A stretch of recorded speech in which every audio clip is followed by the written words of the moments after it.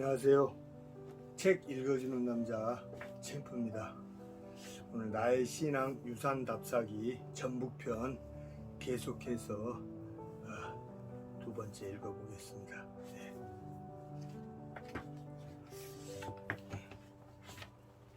먼저 시작하기 전에 하나님께 기도드리고 읽기 시작하겠습니다. 하나님 감사합니다. 주님께서 오늘도 변함없이 이렇게 최창호 집사에게 이렇게 책 읽기를 해서 또 많은 또 우리 구독자분들과 또 이렇게 또 유튜브 또 애독자분들과 같이 또 사랑을 나누게 됨을 진심으로 감사드립니다. 하나님 아버지여, 이 시간을 통하여서 더욱더 저의 믿음도 발전하고 또 저의 사랑도 많이 발전하게 주님께서 그렇게 사랑할 수 있도록 도와주시옵소서. 이 책을 통하여서도 많은 사람들에게 또 사랑을 전하며 많은 사람들에게 이 우리 선교에 대해서 어떻게 또 그리스도가 또 살아왔는지 그 모든 게 또 나오니 하나님 아버지께서 또 이 시간에도 함께 해주시고 많은 이들에게 많은 또 배움이 될 수 있도록 주여 인도하여 주시고 또한 함께 하여 주시옵소서. 지금 또 이걸 하면서 하나님 아버지여, 또 졸지 않을까 또 걱정도 되지만 또 주 하나님께서 각별히 이 최창호 집사를 사랑하여 주시고 또 졸지 않게 하여 주실 것을 믿고 또 이렇게 열심히 읽겠사오니 주님께서 함께 하여 주시옵소서. 예수님의 이름으로 감사하며 기도드립니다. 아멘. 제3장 유배자들의 땅 호남. 제3장 유배자들의 땅 호남. 조선시대 개혁자들은 공교롭게도 모두 호남에서 유배생활을 하였다.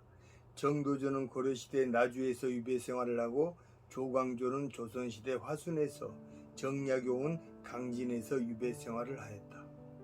조광조는 경기도 용인 출신으로서 호남 땅 화순에서 1년도 못 되어 유배생활을 마감하고 중종으로부터 사역을 받아 유배지에서 명을 다하였다.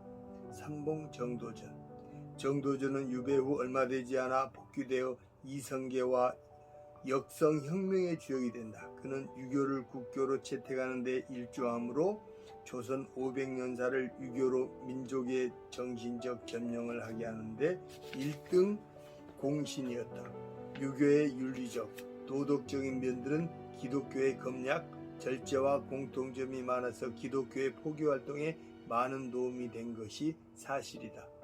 유교의 부정적인 면들도 있었지만 효도, 충효 등의 긍정적인 면들은 기독교와 공통점이 많이 있었다.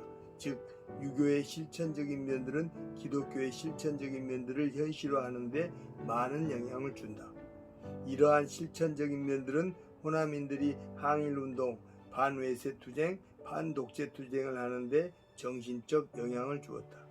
공교롭게도 조선왕조 500년사에서 실천적 개혁으로 대표할 만한 사람은 조선 초기의 삼봉 정도전 1337년에서 1398년까지, 정도전과 조선 중기의 정암 조광조 1482년부터 1519년까지, 조선 후기의 다산 정약용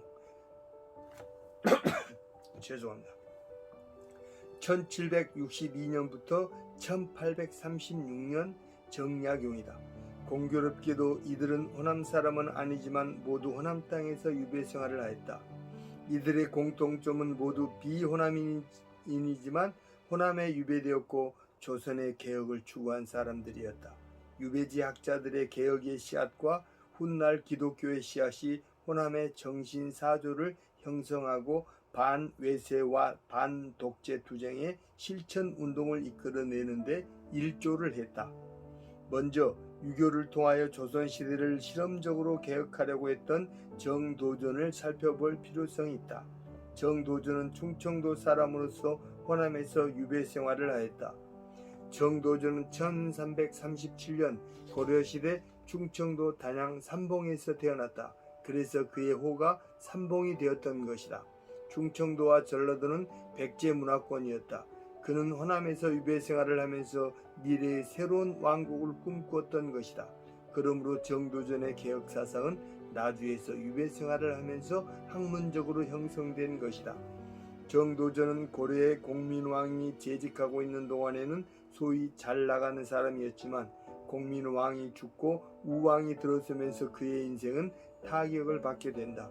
그는 이미 세력을 잃은 원보다는 명과 화친해야 한다는 주장을 갖고 공민왕이 시해당한 사실을 명나라에 알려야 하고 북원 사신을 맞이하는 문제로 맞서다가 전라도 나주 관하의 거평부국에 유배되었다. 고려시대에도 호남은 유배지였던 것이다. 정도전은 여기서 예부터 한 번 죽음이 있을 뿐 목숨을 붙여 안락하게 살고 싶지 않다라는 시를 쓰기도 했을 정도로 그의 신념은 분명했다. 나주에서 유배 생활을 한 정도전은 불시 작변을 기술하여 불교의 폐단을 지적하고 유교를 국교로 옹립한 대표적인 학자이다. 고려시대 때는 지방에서 유학만 전공하고 가르친 학자였지만 이성계 왕조 시절에는 종교제도, 토지제도 등 다양한 개혁을 시도한 실천적 개혁가였다. 정도전과 같은 걸출한 학자들이 호남에서 유배 생활을 하므로 거기서 터득했던 정신사조로 조선 왕조를 확립하고 고려시대의 폐단을 과감하게 개혁해 나갔다. 이처럼 학자들의 학문성과 정신을 토대로 개혁과 혁명 정신이 오래전부터 호남 땅에 잠재적으로 스며져 있었다. 이러한 개혁 정신은 구한말 기독교의 유입으로 실천운동으로 이어져 항일 정신으로까지 계승되었다. 정도전은 토지와 노예, 양반과 상민의 신분제도까지 실제적으로 개혁하려고 했었다.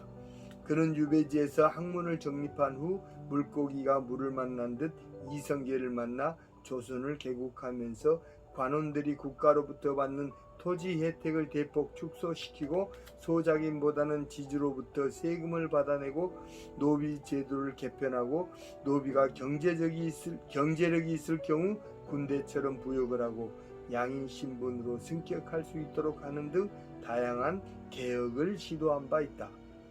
그런데다가 개혁 초기에는 계민수전이라고 하여 양인과 천민을 가리지 않고 인구를 헤아려 토지를 나눠주고자 하기도 하였다. 노비 개혁은 지배층의 반발이 거세에 실패하고 말았다. 정도전은 잘 짜여진 중앙 집권적 통치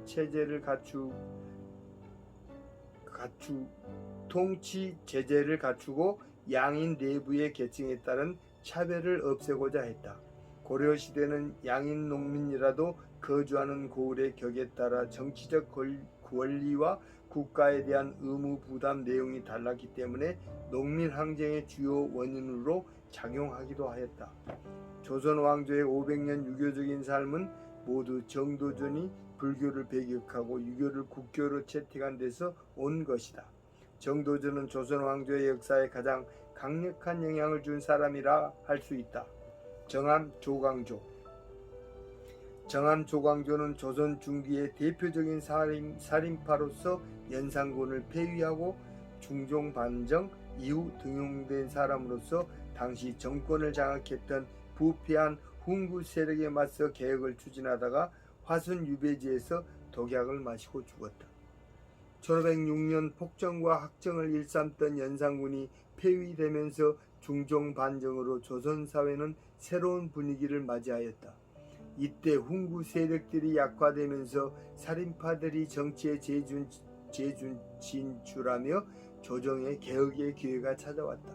조광조는 살인 세력을 인도하는 위치에 있는 인물이었다. 15세기 후반 이후 훈구 세력에 의한 권력형 비리가 여러 곳에서 문제화되면서 적폐 청산을 부르짖었던 살인 세력은 훈구 세력의 잘못된 정치 관행과 권력형 비리를 문제시하면서 새로운 조선 사회를 창조하려고 하였다. 특히 호남의 사람들은 개혁에 적극적이었다. 조광조는 1510년 중종 5년 속과인 생원시에 합격한 후 1515년 알성시 별시에 급제하여 성균관 전적을 시작으로 사관원 정원 등의 관직을 역임하였다. 그는 벼슬이 높아갈수록 자신과 자신을 추종하는 세력들이 계획했던 이상정치, 즉 도학정치를 실현해 보려고 했다.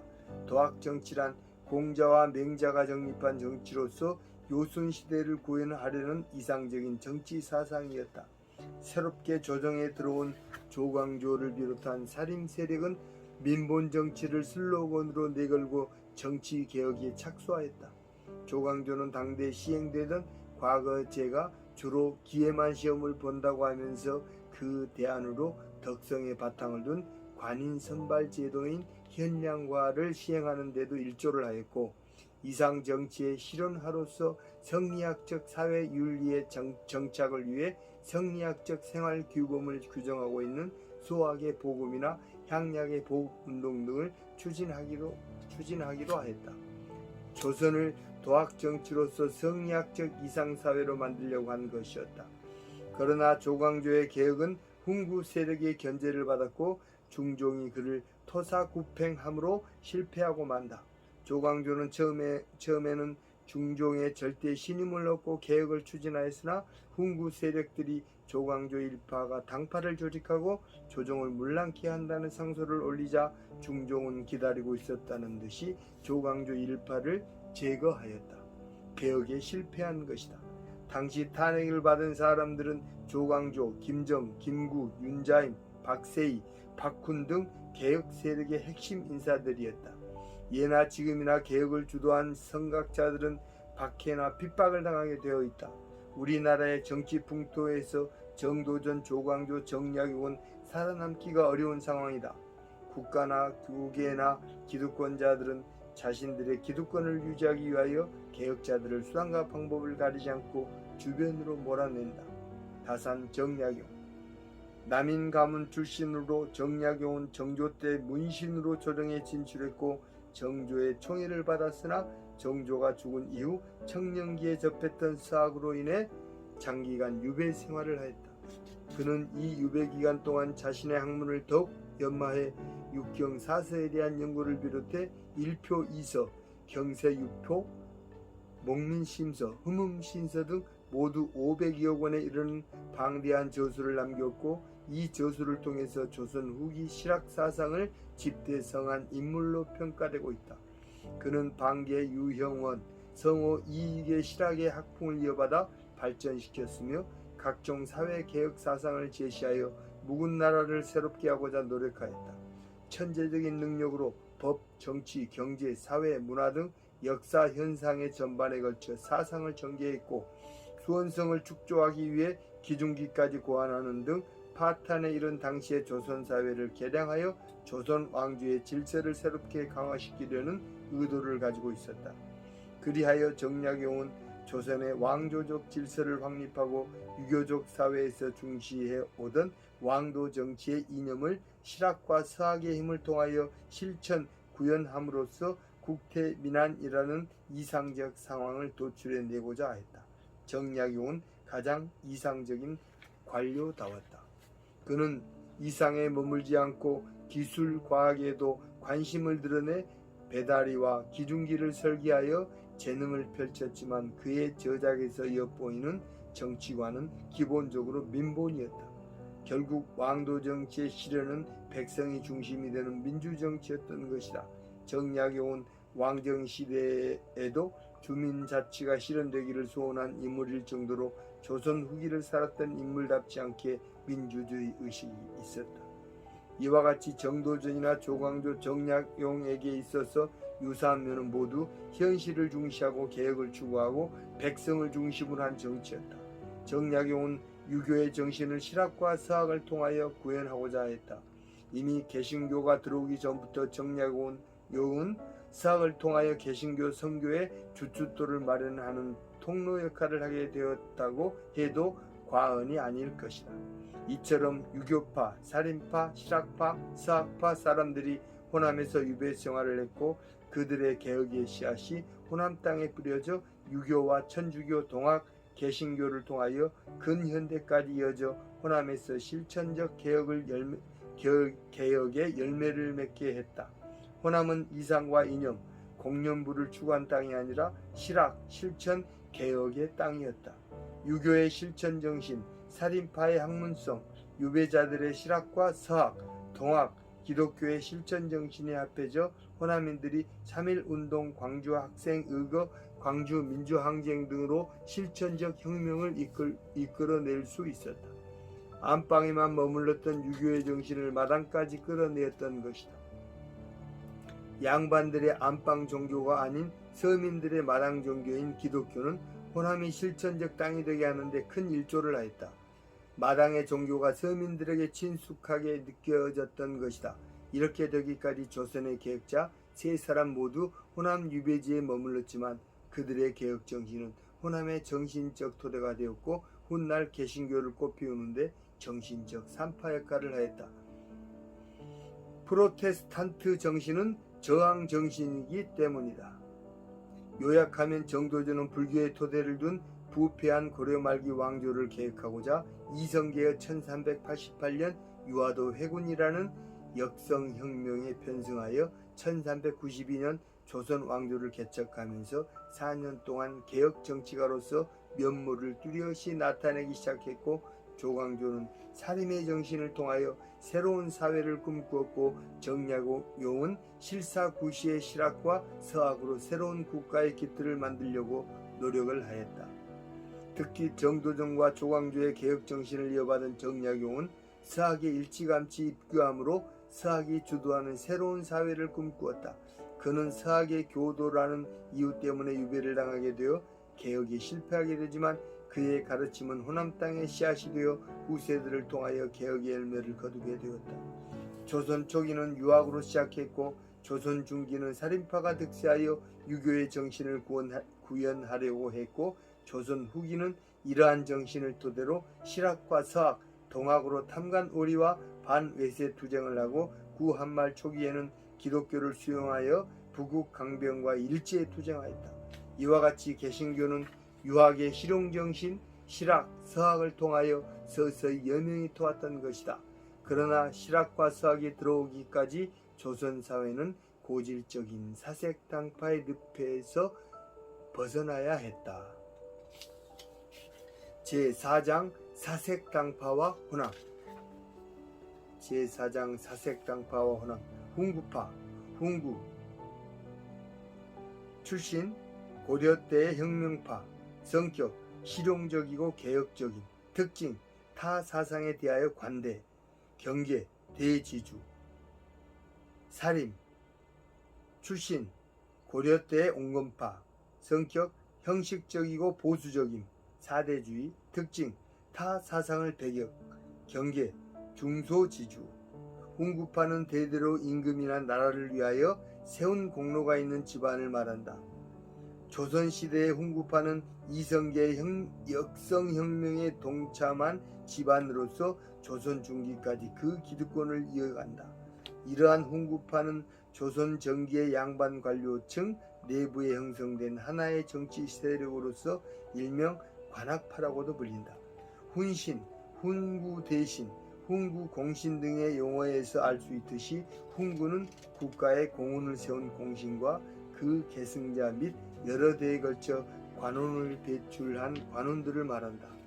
대통령이 정권을 잡으면 자신에게 공을 세운 많은 측근을 청와대로 데리고 들어가서 청와대에 자리 하나씩 준다. 오늘날로 말하면 청와대 민정수석, 행정관, 의정관 등도 일종의 훈구파들로서 정권을 잡으면 자리를 독식하게 된다. 훈구파들은 처음에는 국가의 명예를 존중하여 혁명에 동참한 사람들이지만 권력의 단맛에 취하면서 결국 국가보다 자신들의 명예를 더 우선시하게 된다. 나아가서 국가를 위한다는 것은 자신들의 기득권을 유지하기 위한 하나의 명분에 불과하고 때론 국민을 기만하기도 한다. 입으로는 국가 나라 하면서 이배국을 외치지만 결국 자신의 명예와 권력의 욕심을 위해서 일하게 된다. 훈구파는 조선 초기 세조의 집권을 돕는 공신이 되어 정치적 실권을 장악하면서 형성된 중앙 집권 정치 세력이었다. 이들 중 상당수는 조선 건국 이후 서로 긴밀한 혼인 인적 관계를 맺으면서 계속 중앙 관직을 지낸 명문 출신들이다. 세조 때 훈구파 인물들 다수가 바로 그들이다. 세조의 업적은 왕권 강화와 중앙 집권하였다. 태종 때 외척, 숙청 등으로 왕권 강화를 이루었으나 세종, 문종을 거치고 신하들과 함께하는 정치가 계속되면서 왕권 강화와 중앙 집권이 사라졌다. 그러나 세조는 육조 직계제를 부활시켜 의정부의 권력을 낮추고 왕권을 높였다. 또한 세조는 세종 때 큰 역할을 가졌던 집현전을 폐지하며 오직 왕이 모든 권력을 가지는 체제로 넘어갔다. 세조는 중앙 집권 정책도 강력하게 추진했는데 대표적인 것이 호패를 실시한 것이다. 이렇게 해서 세조의 왕위 찬탈을 돕고 정당화시켜준 훈구파가 대거 등장하면서 막강한 권한을 갖게 되었다. 이들은 조선의 권력을 장악하고 항시 왕 주위에 있으면서 반대파를 숙청하고 항의하는 백성들을 통제했다. 훈구파는 넓은 부동산과 막강한 재산을 축적했고 민중들에 대한 앞날과 염려를 하는 것보다 왕과 자신의 앞날을 걱정하는 사람들로서 백성들보다는 왕권에 의존하는 사람들이었다. 알다시피 우리나라의 일부 판검사, 청와대 직원들, 장관, 국회의원들도 일단 공직이나 권력을 장악하게 되면 많은 재산을 축적하게 되고 끊임없는 권력욕에 사로잡히게 된다. 개혁은 선거 시 자신이 선출되기 위한 구호에 불과할 따름이다. 훈구파는 세조의 왕위 찬탈 시 불의를 두둔함으로써 자신들의 권력 찬탈에만 관심을 갖고 지조 있는 반대파들을 숙청하는 데 앞장서고 정권에 집중함으로 점점 세속 정치의 늪에서 빠져나오지 못하면서 역사의 뒤안길로 밀려나게 된다. 훈구파나 사림의 유학자들도 정치의 맛을 보게 되면 타락과 부패의 길로 치닫게 된다. 대부분의 학자나 율사 출신들이 정치의 맛을 보면서 부패의 늪에서 허우적거리게 된다. 사림파.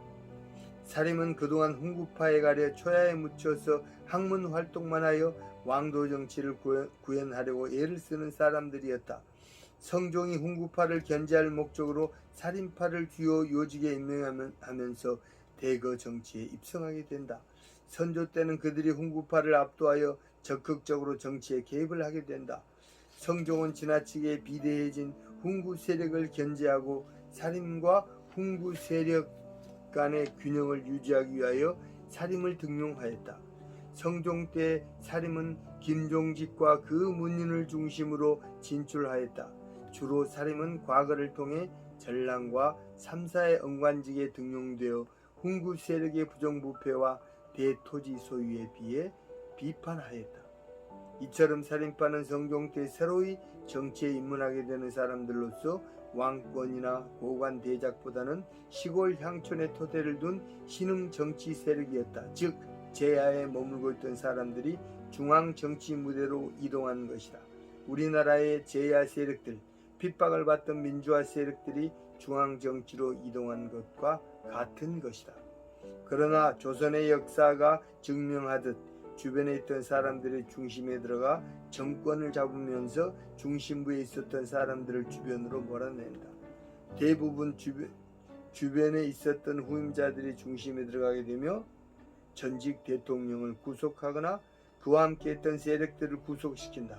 물론 대통령이라도 죄가 있으면 구속되어야 하지만 정권이 바뀌자마자 중심에 있던 전직 대통령은 주변 인으로 전락하고 만다. 아이러니하게도 호남 출신 대통령은 전임자에 대한 보복 정치를 하지 않았다. 지금도 우리나라는 후세대가 대통령이 되면 전직 대통령을 감옥에 모두 보내고 있거나 극단적 선택을 할 수밖에 없게끔 만들고 있다. 교계에서도 후임자가 세력을 잡으면 전임을 몰아내는 것이 현실이다. 소망, 주안, 광성, 강남 제1, 두레교회 등은 대표적인 사례이다. 비단 기독교만 그런 것은 아니다. 힘 있는 사람은 항시 힘 없는 사람을 짓밟는 것이 인간의 역사이다. 우리나라는 정치나 종교가 별다를 것이 없다.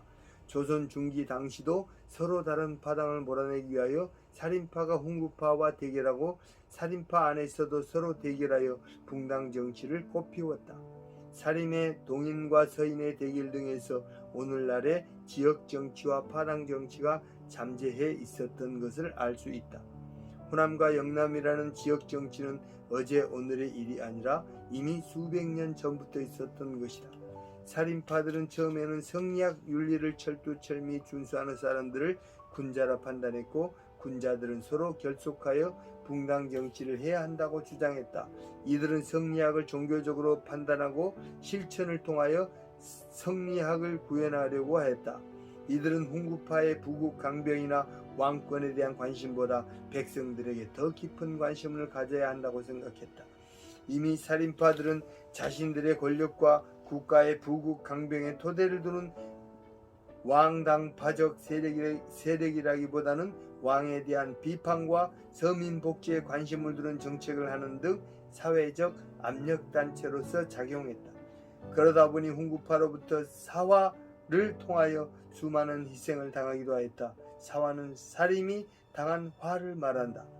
살인과 훈구의 대립, 사화. 훈구파는 세조의 왕위 찬탈 과정에서 공을 세워 정치권을 장악하였다.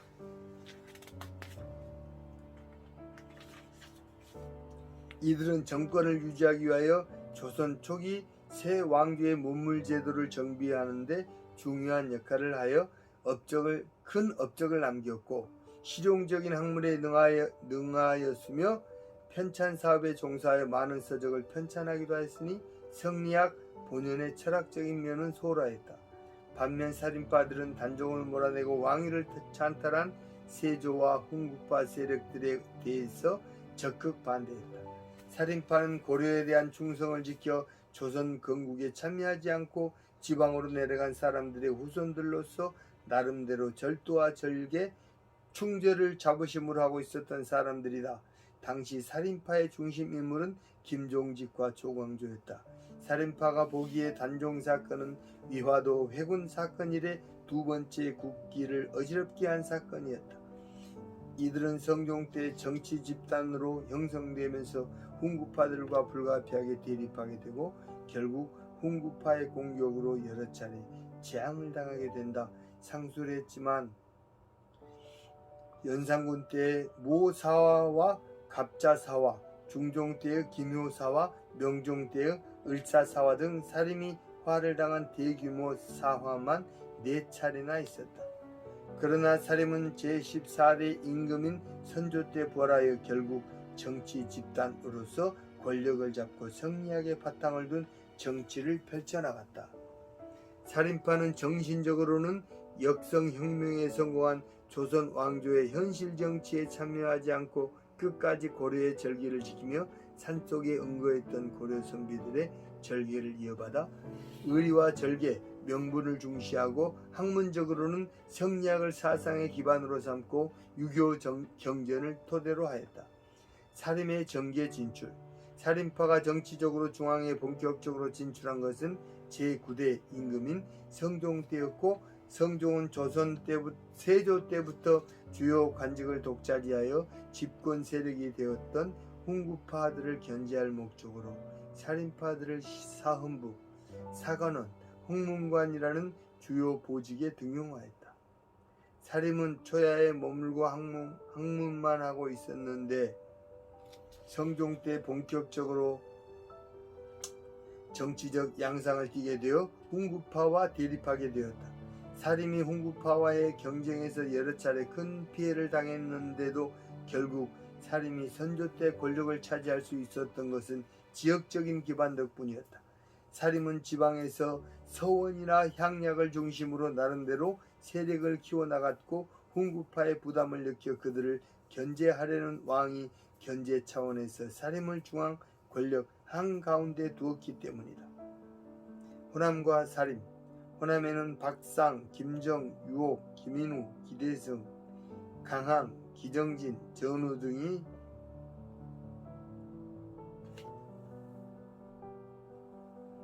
살인의 학파를 형성하고 있었다. 살인은 성리학의 해석과 이를 현실 사회에 적용하는 방안에 따라 다양한 학맥을 구성했다.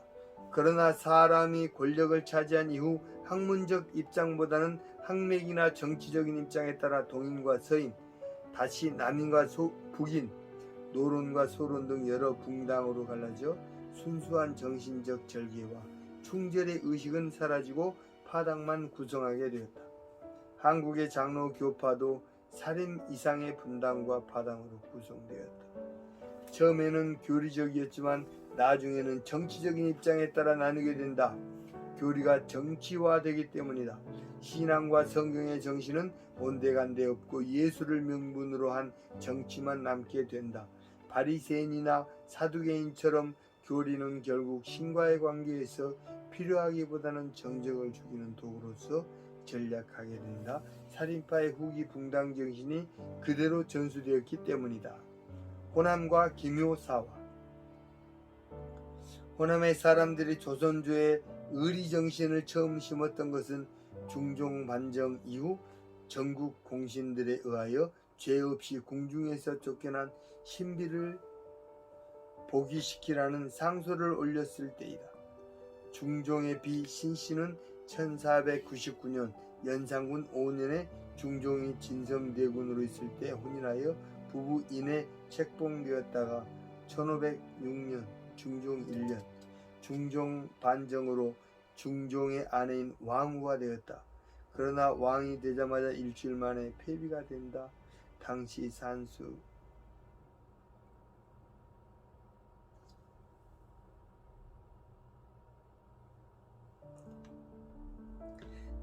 신수군은 여동생이 연산군의 비였으므로 중종 반정에 동의하지 않았다. 따라서 중종 반정을 주동하였던 세력들이 1506년 신수군을 제거하고 반정을 하기에 이르렀다. 이에 연산군을 폐위시키고 중종을 옹립한 반정 공신들은 신수군의 딸을 왕비로 두면 훗날 후환이 있다고 여겨 중종에게 폐비를 주장하였고, 이를 반대하던 중종도 반정 공신들의 강압에 못 이겨 자신의 본처였던 신씨를 배출하였던 것이다. 그러므로 이 복위상소는 매우 민감한 정치적 사안이 되었고 당시 많은 논란을 가져왔다. 결과는 신씨 폐위의 문제를 제기했던 호남 출신들의 살인 박상과 김정은 곤장 백대를 맞고 박상은 남평 나주에 김정은 보훈에 유배되는 것으로 일단락되었다. 신씨는 중종이 왕이 된 지 일주일 만에 폐비되었지만 지혜로운 여인이었고 70살까지 살았다. 그러나 신씨는 세월이 흘러 1739년 영조 15년에 다시 왕비로 복위되어 묘호를 단경이라고 하고 능호를 올능으로 하여 왕능으로 승격되었다. 양주시 장흥면 이령리의 야산에 있는 조선 왕릉 온릉은 조선조 11대 중종의 원비였던 신씨의 능이다. 신비 복위상소는 살인파와 훈구파의 대립과 갈등을 불러일으켰고, 살인들은 전국 공신의 사쿤을 주장하게 되어 공신의 4분의 3을 삭감하면서 훈구 대신들의 반발을 사게 되었다. 호남 3인의 신비 복위상소로 인해 살인들은 기묘사화를 당하게 되었다. 기묘사화는 중종 반정으로 공신 117명이 선정된 가운데 76명은 뚜렷한 공로도 없이 공훈을 남수하였으니 호남 살인들이 중심이 되어 이들을 공신에서 삭제하여 자기를 삭탈하고 그들의 전답과 노비 등도 모두 국가에 귀속해야 한다는 위훈 삭제 사건을 야기시킨 사건이었다. 상소를 올린 이들은 모든 관직을 박탈당했고 남평으로 정죄당하는 화를 겪었다. 남평, 현재 나주를 얘기합니다. 박상은 누구도 연산군의 부정에 대항하지 못할 때 일개 지방관리로서 연산군의 불의에 맞서는 용기를 보여주었다. 박상의 이러한 불의에 맞서는 항거와 의리에 대한 실천정신은 호남 살인학파들의 정신을 대표하게 되었다. 당시 조광조가 호남 사람은 아니지만 훈구 세력의 공헌에 반대했고, 신진 세력들은 조광조의 이러한 개혁 정책에 환영하였지만 훈구파는 반발이 거세였다. 특히 중종은 임금의 권유마저 압박해오는 것으로 받아들여 조광조와 신진 사료들을 경계하고 사람들을 토사구팽하였다. 결국 조광조는 능주로 귀환 가서 한 달 만에 죽고 김정, 기준, 한충, 김식 등은 귀환 갔다가 사형되었다. 김구 등 수십 명도 역시 유배되고 이들을 두둔한 김안구, 김정국 등은 파직되었다. 살인파의 몰락으로 현량관은 폐지되었고 공신에서 삭탈된 훈구파들은 모두 복군되어 빼앗겼던 재산을 모두 되찾았다. 김효사화는 호남 살인들이 이빠른 소리를 하다가 당한 화이다. 호남인들은 죽음을 두려워하지 않고 정신사적인 면에서 대의와 충의를 지킨 직역인이었다. 호남과 기축옥사. 이 외에도 호남을 차별의 땅으로 만들었던 대형 사건이 기축옥사이다. 기축사화라고도 한다. 이 사건은 동인 정여립이 1598년에 반란을 귀하고 있다는 소문으로 인해 충분한 증거도 없이 서인들에 의하여 동인들이 무고하게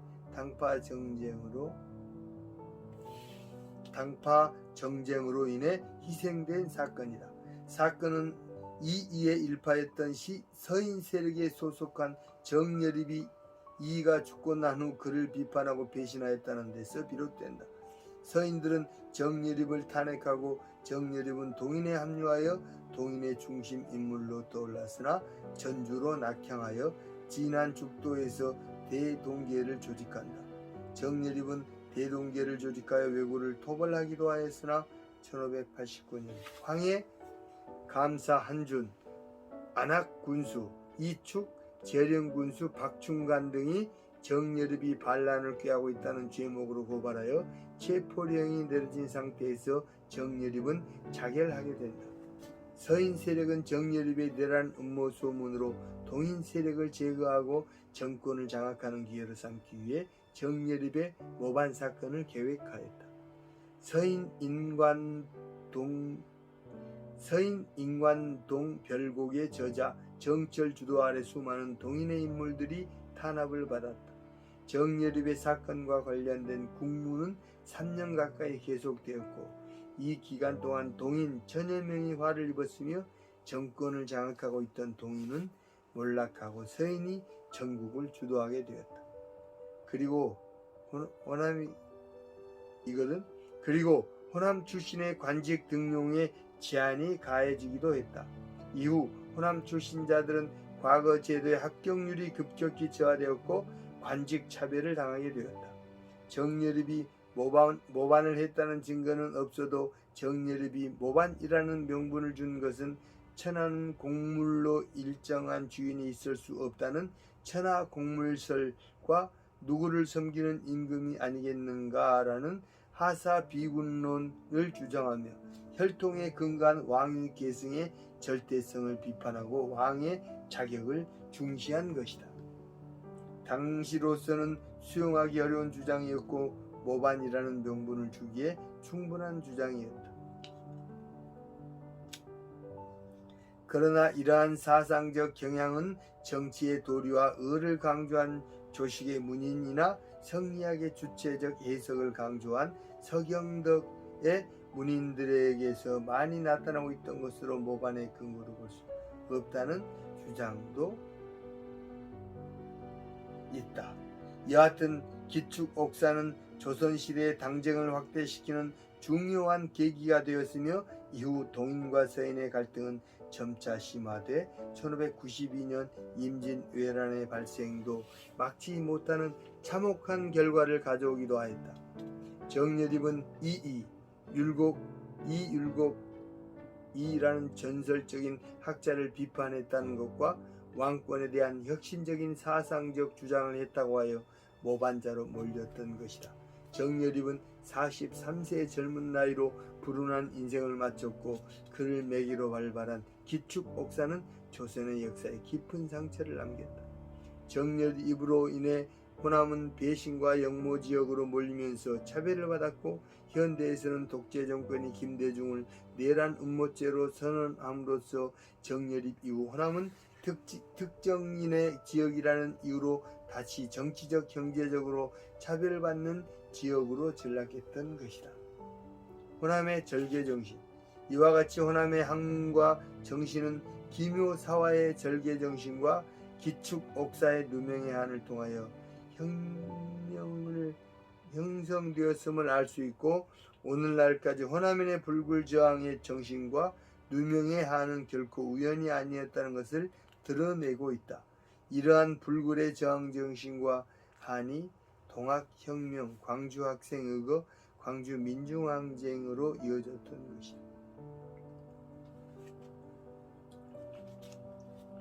호남 사람의 의리정신과 현실개혁 의지는 임진왜란과 병자호란 등의 국난 때에는 의병활동으로 나타났고, 조선 말기에는 사회적 모순과 사회제도 개혁을 위한 실학파의 현실개혁운동으로 이어졌고, 농민들의 힘이 결집된 동학운동에 강력한 영향력을 끼쳤다. 살인파의 부패와 붕당정치. 살인파가 성종 때 등단하여 선조 때 전승기를 이루었지만 각자의 이해관계에 따라 붕당정치를 시작하게 된다. 붕당정치는 그야말로 당쟁이었고 조선을 멸망길로 가게 하는 지름길이었다. 살인파가 훈구파의 탄압인 사화를 살인파가 훈구파의 탄압인 사화를 극복하고 선조 때의 권력을 장악한 후에 그들 사이에 붕당이 분기되어 자체 경쟁과 대립이 심화되었다. 살인파의 정계 장악으로 관직에 오를 자격은 많았으나 관직은 한정되어 있어 필연적으로 당파의 분열을 초래하게 된 것이다. 선조 이후 살인파가 훈구파를 몰아내고 중앙정권에 편승하면서 오랫동안 주변인들의 삶에 있었던 순수 학문의 절기와 충절, 의리 등의 정신을 망각하고 국가와 병사들에 대한 안위는 상관없이 사색 당파에 머물게 되었다. 살인은 국가의 부강과 백성들의 복지에 상관없이 자신들의 이기적 욕망을 위하여 끊임없이 파당 분열을 해나갔다. 동인과 서인, 인사권자의 자리 때문에 분파. 먼저 살인의 주축은 동인과 서인이었다. 동인은 김효원의 집이 서울 동쪽 건천동에 있다는 데서 유래하였고, 기존 훈구파의 강한 비판 의식 있는 젊은 관료를 중심으로 성립한 당파이다. 그러나 1576년 조선시대 조정의 인사권을 가진 이조 전랑의 자리를 놓고 김효원과 심의겸의 의견 차이로 인해서 동인과 서인이 나누게 된다. 심의겸의 집은 서울 서쪽 정릉에 있었기 때문에 서인으로 되었다. 즉 보직 때문에 동인 서인으로 나누게 되었다. 국가보다 파당의 이익을 우선하였던 것이다. 이러한 당파의 이익은 훗날 동교동계와 상도동계에서 잘 나타난다. 이는 살인파에서 이미 나타났던 분당의식이었다. 불행하게도 동교동계와 상도동계는 이를 넘어서지 못하였다. 여전히 한국은 분당과 파당 정치에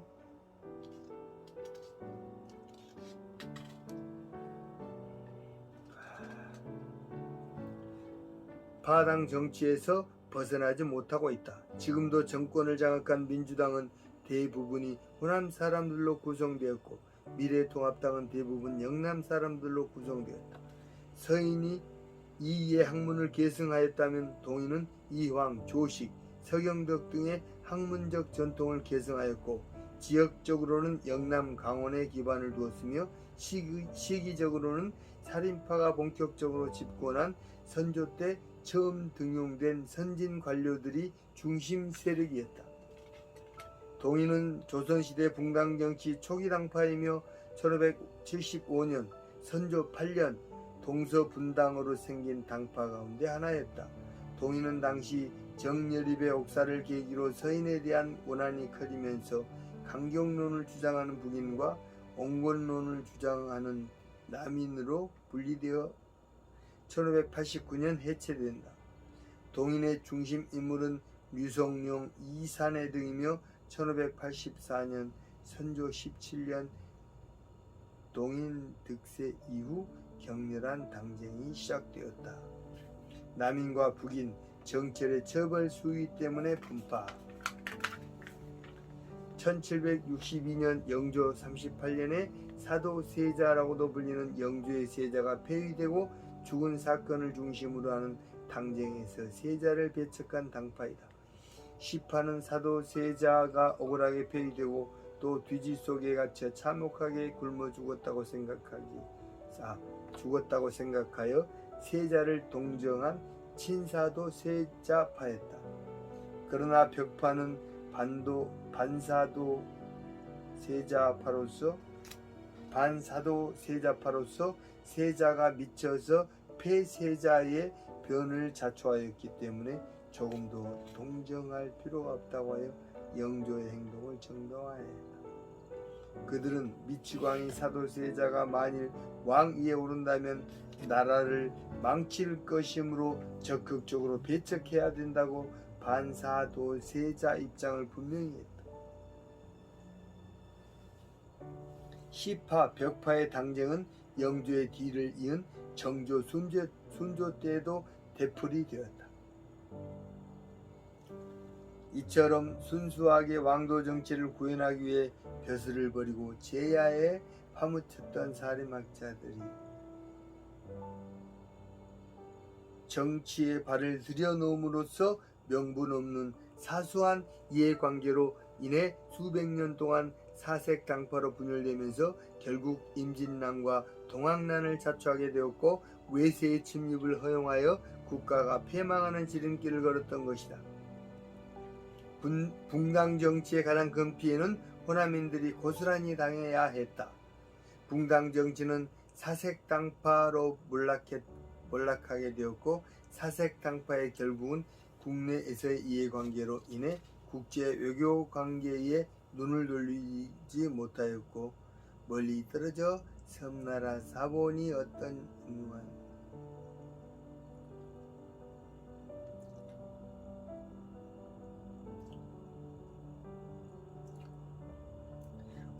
음흉한 계획을 하고 있는지조차 눈치채지 못하였다. 결국 사색당파는 국제보다 국내 파당에 머물다 보니 남쪽에서는 일본이 쳐들어와 임진왜란을 일으켰고 1592년 북에서는 청나라가 쳐들어와 병자호란 1236년이 발생하였다. 조선 왕조는 속수무책이었다. 최근에도 여야가 국제적 관계보다 대부분의 이해관계에 머물러 실감하게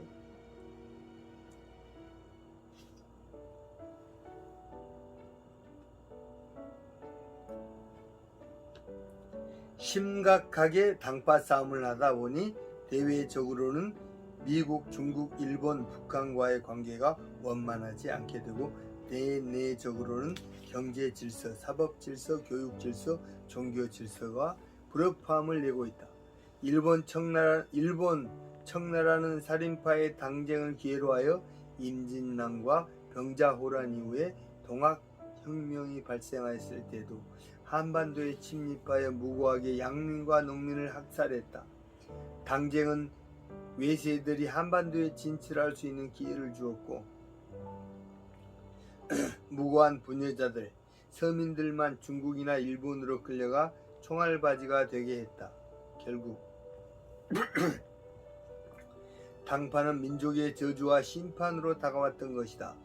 시아버지가 일본을 끌어들여서라도 일국의 국모인 며느리를 살해하는 것이 우리 민족의 불편한 진실의 역사이다. 그러나 민비의 친척 민영익으로 인해 조선 왕조의 복음의 시초를 닦아놓게 된다. 모든 게 우연은 없다. 동학혁명을 진압하고자 청을 끌어들인 민비는 선교사 알렌을 조정해 끌어들이는 계기를 마련하였다.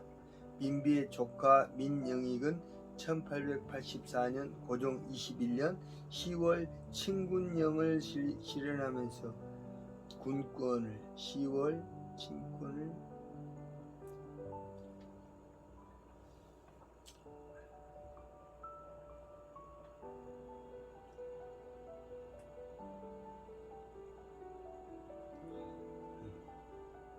친군역을 실시하면서 군권을 장악했다. 그는 미국에 가서 총 3자루를 가져와 근대식 군대 육성을 고종에게 건의하기도 했을 정도로 개혁적인 사람이었다. 민영익은 언더우드 선교사가 이 땅에 들어오기 전 개화당이 1884년 12월 4일에 일으킨 갑신정변 당시 자객에게 심한 자상을 입고 생사의 기로를 헤맸지만 다행히 1884년 9월 3달 전에 당도했던 미국인 의사 알렌의 치료로 겨우 생명을 건져 한반도 땅에 민씨 일가로 인해 복음이 들어오는 토대를 마련하게 되었다. 당시 14명이나 동원된 한의사들의 노력에도 상처 부위의 피는 멈추지 않았다. 알렌이 수술로 민영익을 살려내자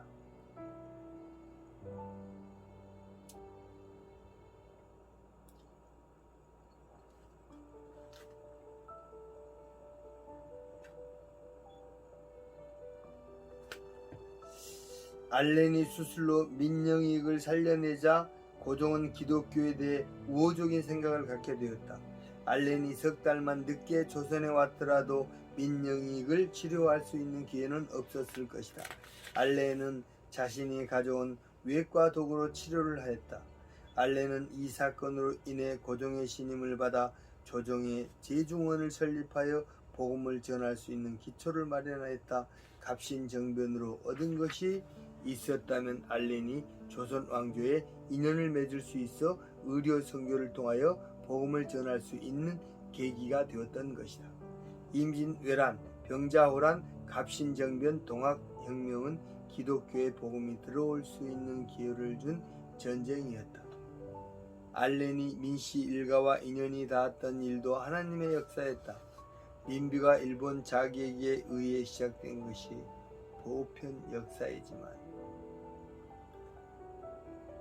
민씨 일가를 통하여 선교사가 조선 왕조로부터 발을 내디딜 수 있었던 것은 구속사였다. 알렌은 민영익을 고쳐준 인연으로 고종과 사진을 찍는 기회까지 얻었다. 여명의 눈동자. 한반도는 1884년 갑신정변 이모군란 등 사건을 거치면서 암울한 상황이 계속되었다. 이러한 상황의 중세의 암흑보다 더 어둡고 십자군이 다녀간 흔적처럼 피투성이가 된 한반도의 서구의 푸른 눈을 가린 선교사들이 성경책과 근대교육 서적과 의료 가방을 들고 들어와 특히 호남에 새로운 희망을 불어넣었다. 알렌은 1884년에 한국에 들어왔고 언더우드와 아펜젤러는 1885년 호남을 위한 칠인의 반대 선발대는 1892년에 도착했다. 훈구파의 세도정치와 살인파의 사색당파, 임진왜란과 병자호란, 갑신정변, 동학혁명 등으로 인해 국가가 사분오열되고 외세에 짓밟힌 풍전등화 상태에 놓인 위기의 조선 땅에 복음이 들어오게 되었다. 선교사들이 물리적, 영적, 정신적인 치유의 복음을 들고 들어왔다. 알렌보다 6년 후 1890년 10월 한양에 도착한 로제타 셔우드 홀은 곧바로 진료를 시작했고 자궁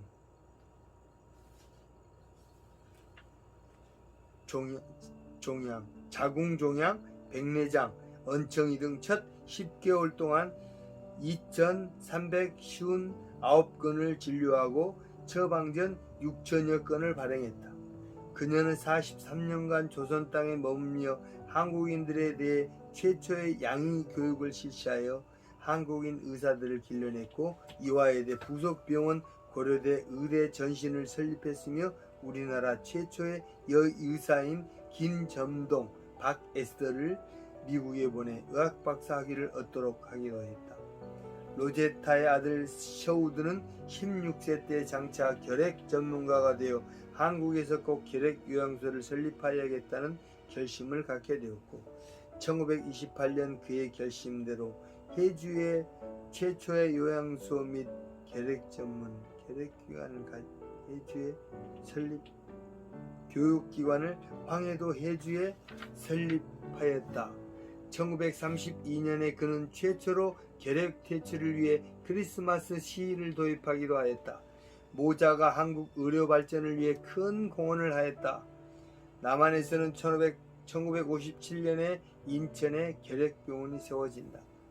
그곳은 버들잎 따다가 연못 위에 띄워놓고라는 이름 모를 소녀를 불렀던 가수 김종호가 입원했던 곳이기도 하다. 로제타는 남북한에 모두 결핵병원을 세우도록 엄청난 의료 영향을 주었다.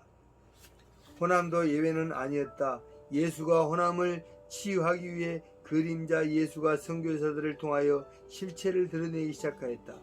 호남에는 예수 병원을 세운 인골드가 있어서 치유의 여명이 동트고 있었다. 요약하면 삼국시대는 경교를 통하여 돌십자가가 들어왔고, 임진왜란을 통하여서는 십자가를 든 신부가 들어왔고, 병자호란 후에는 왕자인 소현세사를 통하여 중국에서 십자가와 천주실이라는 서학의 교리책을 들고 왔고, 조선 후반기에는 실학자들이 서학을 접하게 되면서 박해를 받아 순교자가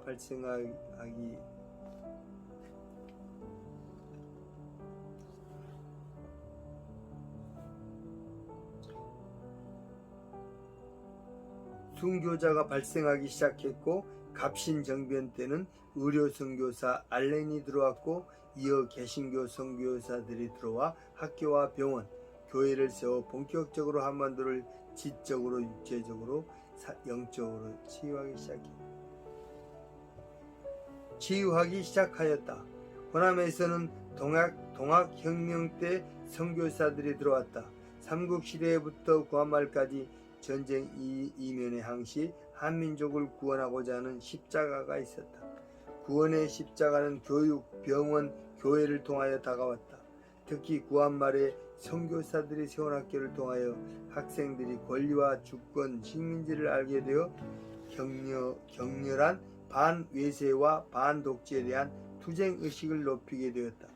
최근에는 자원 하나 없는 한민족이 교육의 토대로 현대 삼성전자, LG 같은 세계 최대 기업을 갖게 되었고, 병원을 통하여 코로나와 같은 전염병에서도 최고의 의술을 발휘하여 각종 질병에서 국민을 보호하는 세계 최대 의료기술을 자랑했다. 최근 한국의 교회가 한편화되고 있지만 교회를 통하여 항일운동, 반독재 투쟁, 검약, 청결의 토대를 둔 자본주의와 복지 문화가 싹트게 된 것은 기정의 사실이다.